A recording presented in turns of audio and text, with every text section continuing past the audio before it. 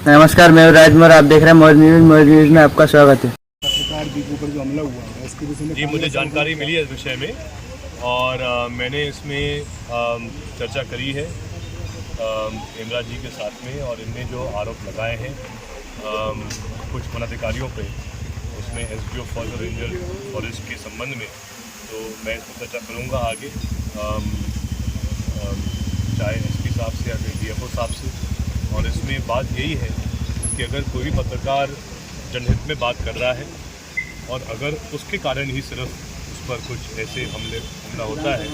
तो वो बिल्कुल भी उचित नहीं है। गुना में और प्रदेश में पत्रकारों पर लगातार हमले हो रहे हैं। जी, हम तो पहले भी इसमें लगातार कह रहे हैं कि पत्रकार सुरक्षा अधिनियम लागू होना चाहिए है, जिसके द्वारा हर पत्रकार जो जनता की आवाज़ को बुलंद करने के लिए मुद्दे उठाता है, वो स्वयं को, अपने परिवार के लिए पूरे प्रदेश भर में अलग अलग पत्रकार, चाहे वो बड़े मीडिया हाउस के हों, चाहे स्वतंत्र रूप से वो काम कर रहे हो पत्रकारिता का, और अगर वो कोई वाकई में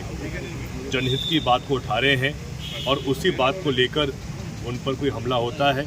तो ऐसे उदाहरणों में कहीं ना कहीं जो पीड़ित पत्रकार है उसका पक्ष में रखना भी चाहिए है और उनकी सुरक्षा पर्याप्त हो, ये हमारी उसमें मांग है। क्या कांग्रेस प्रतिनिधिमंडल यही बात कह रहे थे कि मध्य प्रदेश में एक तरफ तो स्वयं मुख्यमंत्री जी ही गृह मंत्री हैं, लेकिन फिर भी ऐसे लगातार घटना क्यों हो रही है, चाहे वो गुना की हो, चाहे फिर जो कल घटना राजगढ़ में हुई है सहारनपुर में, सलमान अली एक जो पत्रकार था, मुझसे परिचित भी था, लेकिन ऐसा किसने किया है, क्यों किया है, मैंने जब आज सुबह जानकारी मैंने पता करी सहारनपुर में, तो अभी स्पष्ट शायद बात सामने नहीं आई है कि कौन कौन उसके पीछे है, लेकिन ये बहुत ही गंभीर विषय है। और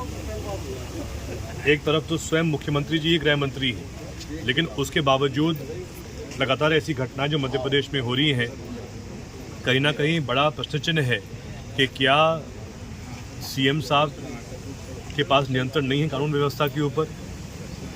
क्योंकि अगर हर दिन घटना ऐसी हो रही है तो मेरी सलाह रहेगी सीएम साहब को कि वो स्वयं जो गृह मंत्री का पद है किसी और को दे दे, ताकि व्यवस्था थोड़ी सुधार हो जाए उसमें। लेकिन कहीं ना कहीं लगातार जो घटनाएं हो रही हैं, चाहे पत्रकार के साथ हो, चाहे फिर पीड़ित महिलाओं के साथ, जिस प्रकार से अनेकों उदाहरण बलात्कार के सामने आए हैं पिछले कुछ दिनों में, इंदौर में एक हादसा हुआ, उज्जैन में एक हादसा हुआ, सागर जिले में भी ऐसे उदाहरण सामने आए, तो ये कहीं ना कहीं देश और प्रदेश के लिए उचित नहीं है। और हम सब यही चाहते हैं कि मध्य प्रदेश में जो कानून व्यवस्था हो उसमें नियंत्रण रहे, हर प्रदेश का नागरिक स्वयं को सुरक्षित महसूस करे, ये हमारा प्रयास होना चाहिए।